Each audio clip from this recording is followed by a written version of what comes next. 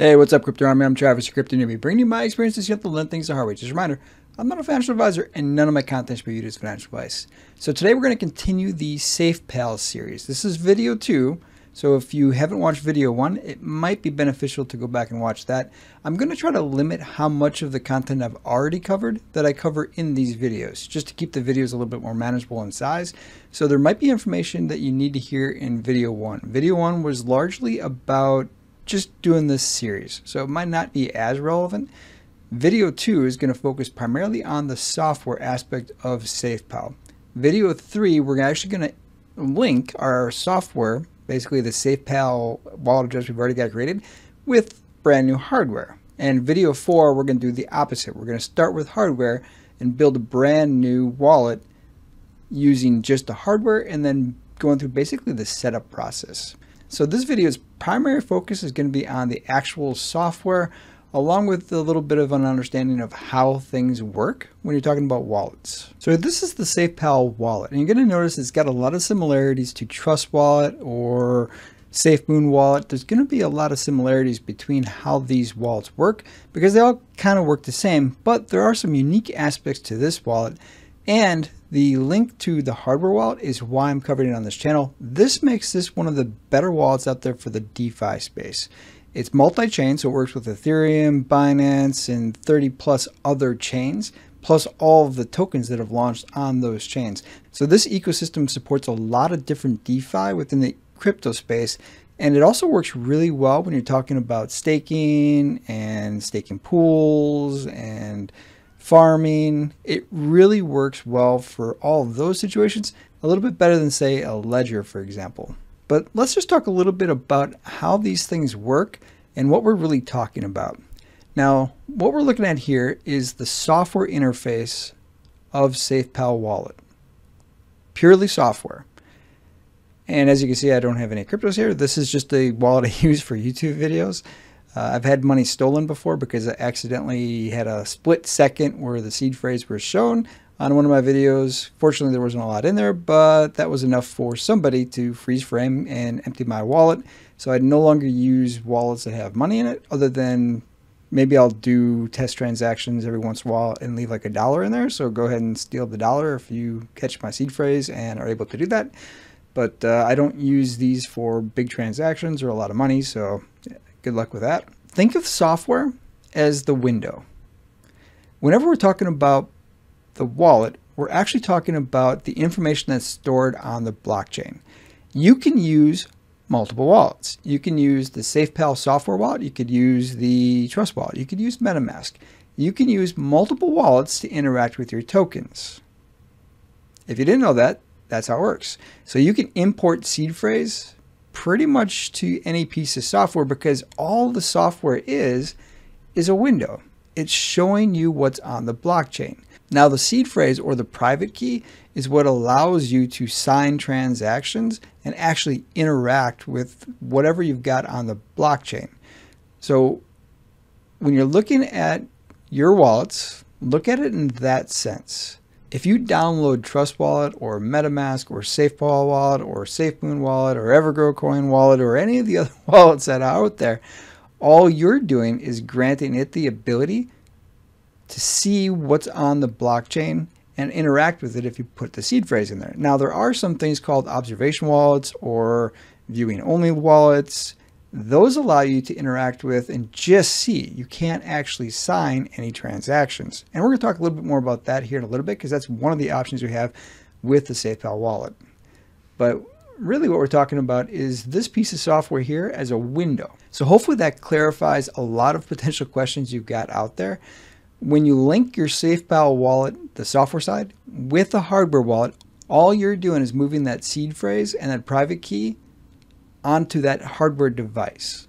So in order to do any kind of a transaction, you have to sign it on the hardware. Now, here's the disclaimer. If you've got that same seed phrase on MetaMask or Trust Wallet, any one of those can also still do stuff even though you've got a hardware wallet. So you kind of have to remove all of your other wallets out there that have the seed phrase or the private key in it in order to actually have the security of a hardware wallet. Hopefully that makes sense to you. there's a lot of people that still use multiple apps to interact with it, and that kind of defeats the purpose of a hardware wallet. The goal is to keep that seed phrase in as few places as possible, so you have to have that hardware wallet in order to sign those transactions. And not to blow your minds even further, but you can actually still have multiple hardware wallets also. So just like you can point the window, which is the software, to the blockchain, you can do the exact same thing with multiple hardware wallets. So you could, in theory, work with a ledger at the same time you're working with a Safepal wallet. I don't know why you would want to do that, but that is an option. There are some things in the next video that we're going to talk about that you have to be aware of for that, but it is possible. So now what are we looking at here? If we click up here, we can see the wallets. And if we click the plus sign right here, or we can edit if we wanted to change the name. I call it YouTube. Pretty original for YT, right? But if we hit add, you can see we have the software wallet or we have the hardware wallet. Now, in the next video, we're going to talk about the hardware wallet. Let's go ahead and click the software wallet. Now, here's your different options. So as you can see here, you can import. Mnemonic phrase is that seed phrase. Your private key is that long string of digits. You can import it that way as well. You can also go through a key store, and then you go to observation mode. And again, what this is going to do if you click on observation mode is it's going to navigate you. You got to pick out what blockchain. So if you've got a whole bunch of Binance stuff, for example, on the BEP20, then you would select that blockchain, the Binance Smart Chain, and then you would put in the wallet address, not the private key, not the seed phrase, the wallet address. And then you can just watch what's going on with your stuff. It's just an observation mode. You can't interact with it. You can't sign transactions. And I've covered this before as part of the security video series. It's a very secure way of keeping track of what's going on with your crypto. So that's always a great option, is to have that observation mode. Now back on the main screen, if we go up here, this is going to be the camera viewer. So if we click this, that'll be the, you got to take a picture of a QR code. That's where that's at. And then right here, you've got a whole bunch more settings. So if we click that, we'll get the add wallet, the buy crypto, settings, and support. So just be aware that's how you get to the different settings options in this wallet. So it's a little bit different as far as the organization compared to Trust Wallet, if that's what you're using. And I covered Trust Wallet a lot on this channel, so I think there's going to be a lot of people that use Trust Wallet. That's why I'm kind of going through an orientation of what's in this wallet. And we'll talk a little bit about the capabilities as we're going through. Now, if we go down here, we can see we've got the DeFi and we got NFT as different options. For the NFTs, you're talking Binance Smart Chain and the Ethereum network. So you're talking about both sides can be supported by this wallet. Now, I'm doing this demonstration on an Android phone. If you're on an iPhone, I don't know that these features are all going to be the exact same. Just be aware that there might be some differences on what the iPhone platform can do. Most of the time on Trust Wallet, there's certain things that you just can't do on an iPhone. So it might not be exactly the same if you're on an iPhone. Now, if we go ahead and click the BNB for BEP20, let's go ahead and see what options we've got when we click that. So as you can see, we got the send and receive options. We've got the ability to buy coins. Now, the buy option here is a little bit more limited than what you would get on Trust Wallet. You're only going to have Simplex. I like Simplex, but sometimes it's a little expensive. And a lot of times when you're using inside of these wallet apps, it's a little more expensive than if you were to use it on a web interface. So the FlowZ ones out there, the Ramp ones out there, they're generally going to be a little bit cheaper than using the wallet. This is convenient, but it's cheaper some other ways. So just be aware, I would try it out, see how the price compares to some other options before committing to buying this, because you might get a little bit more crypto for your money if you go out and try some other options. Now, if you're like me, you've got a lot more crypto than what's on this display screen. So if you go over here and click the add button, or you can click the add button here, either way works. But if you got a whole bunch of cryptos, this gets pushed to the bottom. So it's generally more convenient to click this. And then you'll see it's very similar to Trust Wallet or Safemoon Wallet, where you've got a lot of different options. All you have to do is change these over. So if you've got ADA Cardano, you just click this here. Or you put the contract address right here, and then you can manually add the token that you're trying to get in there. And it's very similar to what you would experience on Trust Wallet. So if you've done it there before, it's almost the exact same thing. Just make sure that you're on the right network, and then it should auto-populate. Now, very similar to Trust Wallet, if you hold these down, you're going to get a bunch of options. So let's go ahead and hold down BNB BEP2. And then you've got the option to hide it. So this is kind of like the delete in Trust Wallet. You can just hide it. You're not really deleting anything. All you're doing is hiding it so you don't interact with it. So if you do get some dust that pops up and you were worried about potentially that, clearing out your wallet, this is what you would want to do to ensure that you don't interact with it.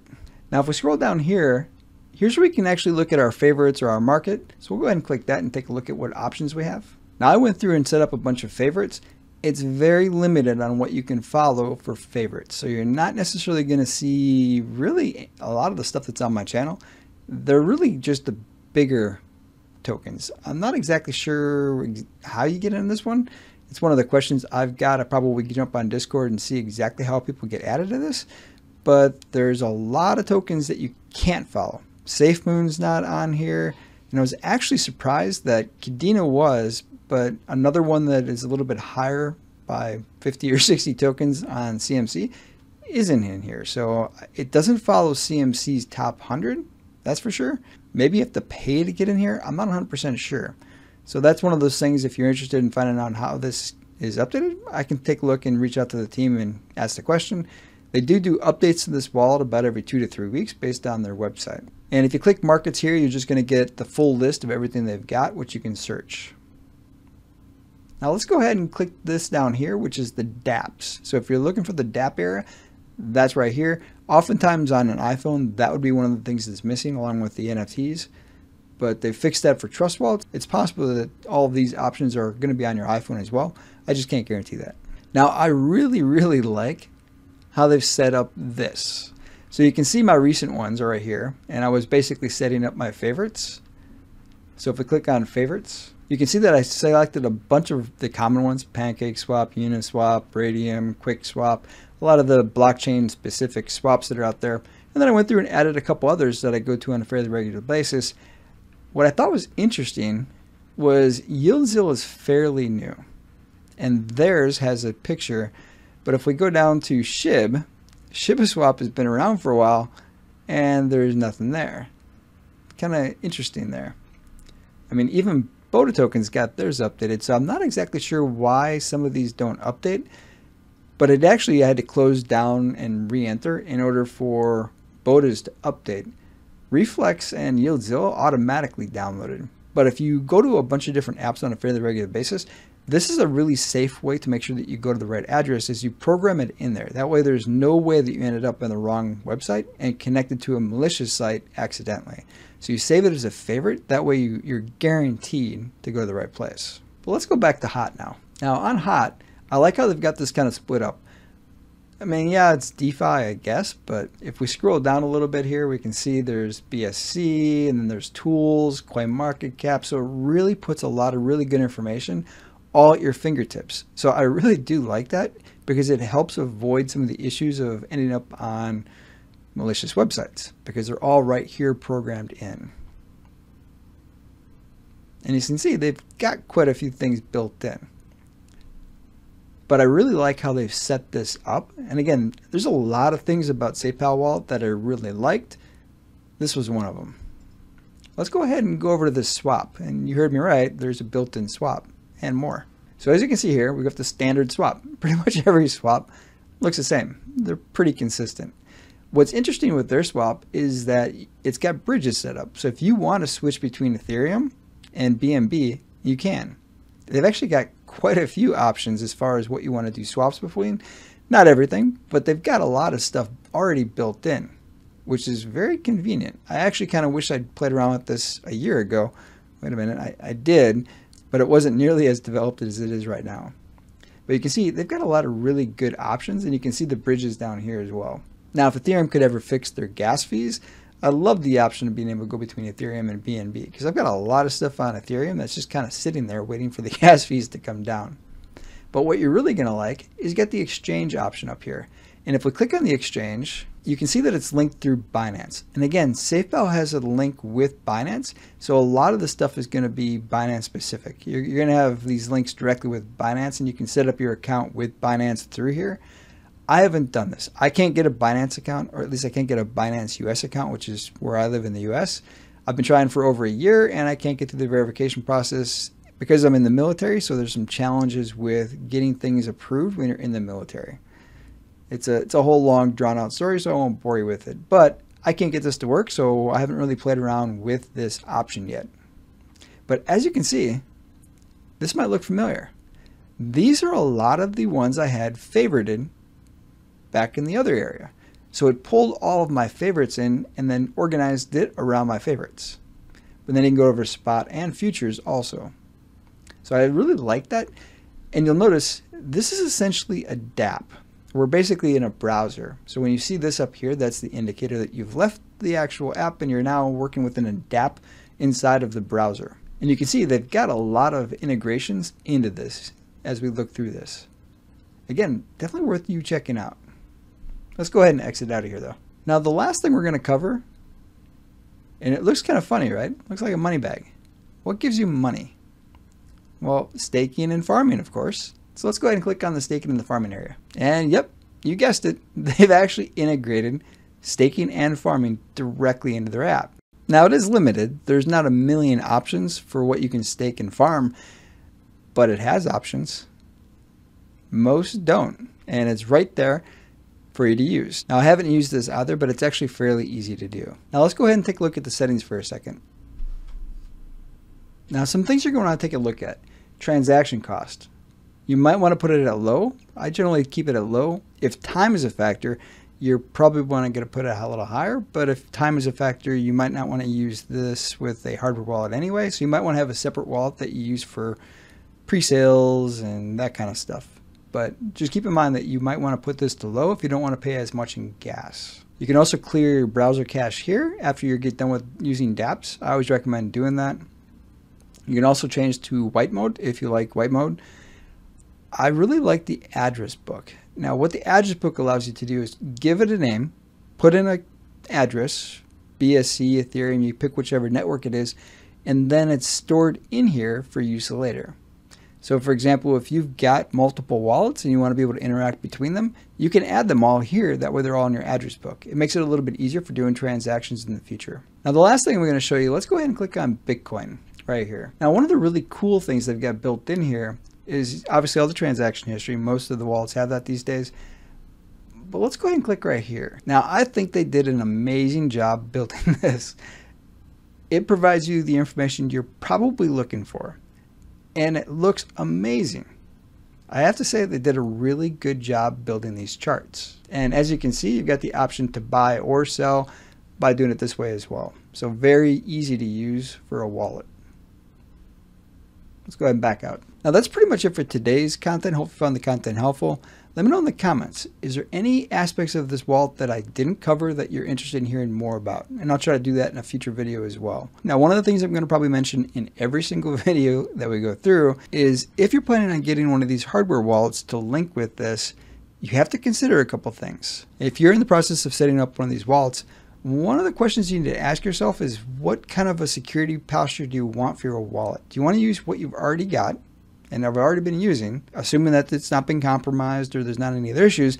If it's a 12 seed phrase, when you go through this setup, you've got all the way up to a 24. You can also add a passphrase. Just keep in mind, the passphrase essentially becomes part of the seed phrase, so it actually is required in order to see whatever you've set up. If you only remember the seed phrase and you forget about the passphrase in the future, you're going to set up the wallet and say, where'd all my money go? Because you need the seed phrase and the passphrase in order to see your crypto. And again, I recommend testing these things. Now, I'm going to actually show you what I'm talking about in the future videos I'm doing, but you really need to put some thought into what do you want to do with this wallet? Do you only want to have a 12-word seed phrase? Do you want to have a 24? Do you want to have a passphrase? And understand what those things are. But again, I'm going to cover that in future content as well. I'm just putting a reminder out there in case you're ahead of me on trying to do these things. Feel free to download the app and play around with it. You can create as many wallets as you want, so it's not like you have to remember the seed phrase or commit to a specific plan right now. But it's always good just to try things out and see if you like it. Maybe you download the interface and say, yeah, I don't like this. This is too complicated. It's got too much information. It's got too much everything. Or maybe you download it and say, wow, I really like all the features that I've got here. Well, that's it for today. Until next time, stay strong with those diamond hands.